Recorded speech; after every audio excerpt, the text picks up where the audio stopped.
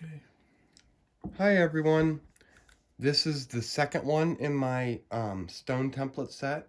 It's called Skipping Stones, and they're basically ovals. Once again, they come apart like a puzzle. And the keys on this one, because it's one of the originals, they slide apart and go back together fairly easy. So I pretty much always use blue painter's tape then across the keys. And we'll start, once again, doing it on a straight line. So like if you're running it in a sashing or a border, we're gonna go with the biggest one just because it's a little easier to see. Once again, a little piece of tape just across the keys. Helps hold it all together. Once again, there's registration marks that divide the oval in quarters. Gonna put the first registration right down by the needle, and the second one right there on the top of the straight line. And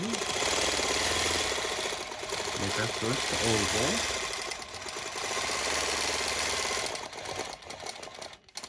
Slide the template, line the registration marks up.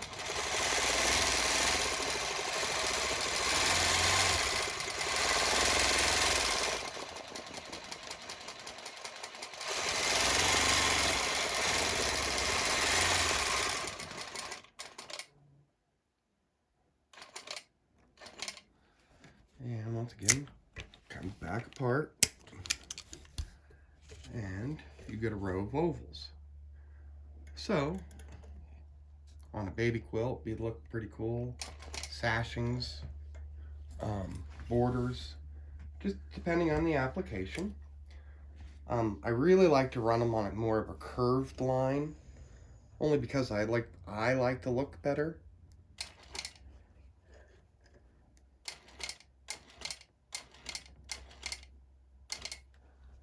And this time we'll do kind of a chain look,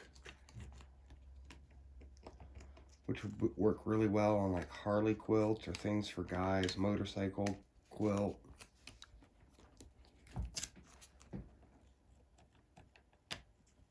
There we go, back together.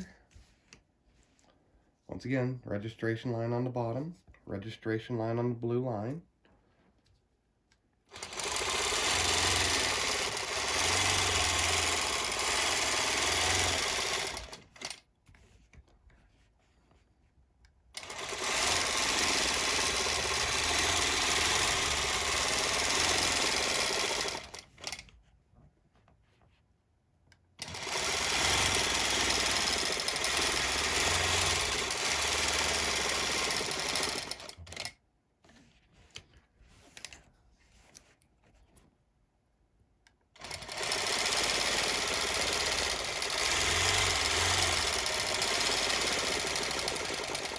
And all I'm going to do here is pick my needle up, scooch my machine about 1/4 inch, give or take, put my needle back down, slide my template down, and now you can kind of see it's offset, and then you get kind of a chain look.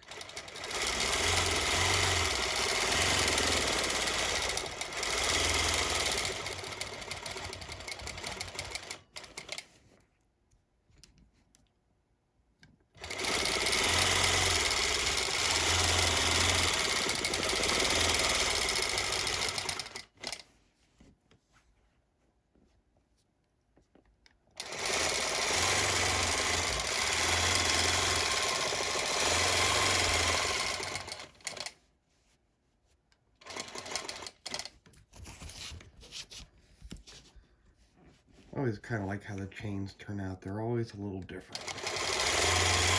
But if you're doing them in a fairly wide sashing and really twisting them and turning them a lot, it would fill up that space fairly fast. Kind of gives you a little bit of an idea with the ovals or the skipping stones. Get my needle picked up here.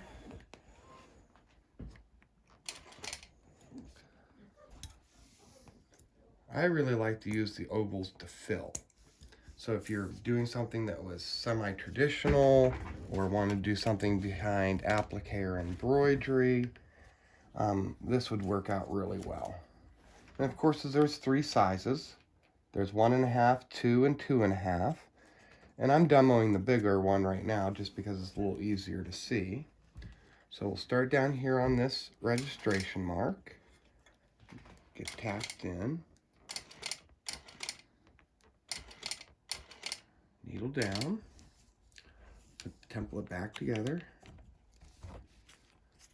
A little piece of blue painter's tape. Now we're going to use the ovals on the half. So there's registration lines that divide the oval in half.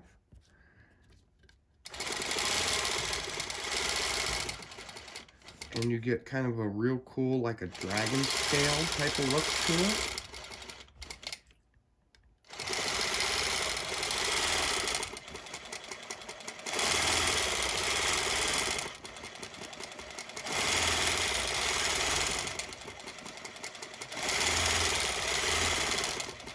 And if I wanted to stack them, put that last one in, back up to the top, stop on the registration mark, move the template up, center the line, your half line back on top of the oval,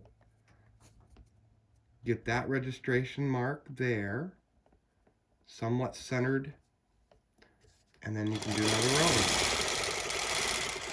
stacked right on top.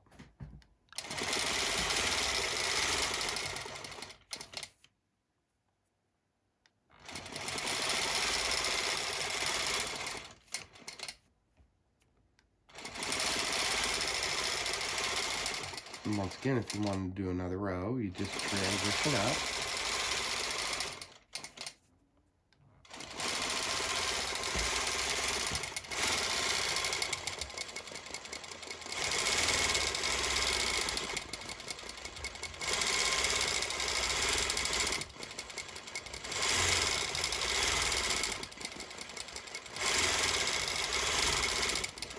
So that works up pretty fast. And since we're so close to this other line, we're just going to jump up here, just to save a little time. Jump stitch, no big deal. I'll cut it out of there later. And this time, we're going to do ovals the other direction, on the long side in half.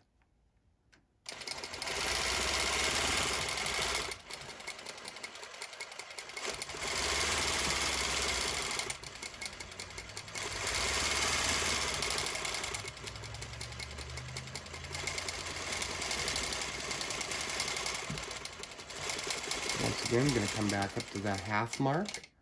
I'm going to slide my oval back. So now we're going to do one full oval. And it kind of gives you kind of a cathedral window look. I always really like how this works up.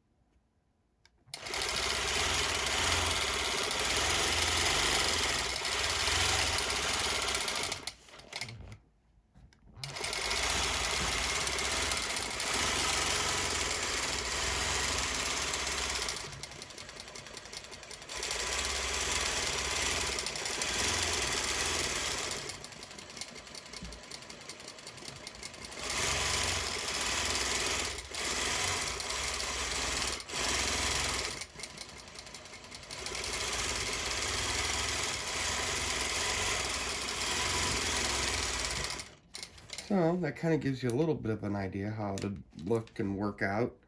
You fill up a lot of space that way. So one more quick little idea.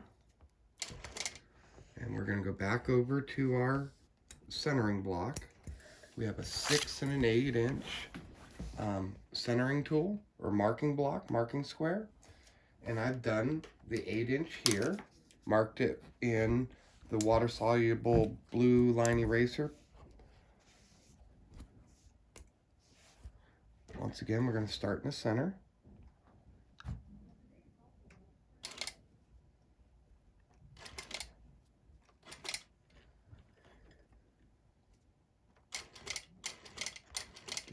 just in there. Get rid of part of that tail. And we'll work from the center out.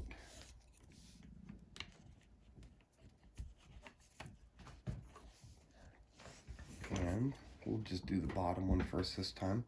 Registration line on the registration line of the ruler. I'm going to do one oval down, one oval up. You can do these in any order you like.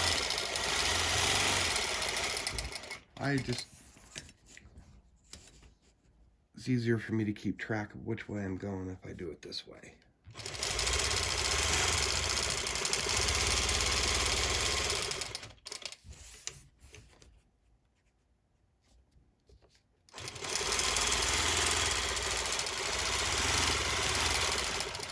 So that gives you 4. Now we can come and do the corners.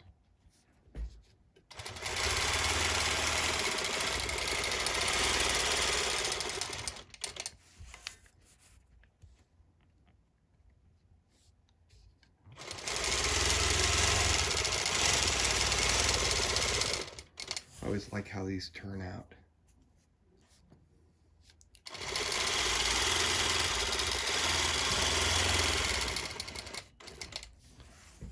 And one more to go.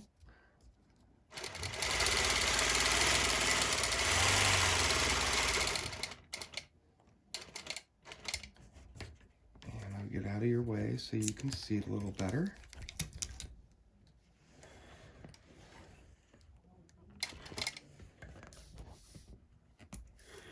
But you could easily lay the 8-inch or the 6-inch back in on top and turn it and give yourself more registration marks and put another 8 on top of that, which would give you 16 ovals, which would be a really cool look. So, hey guys, thanks for watching today. Hope you enjoyed the videos. That was our stone set of tools using the skipping stones.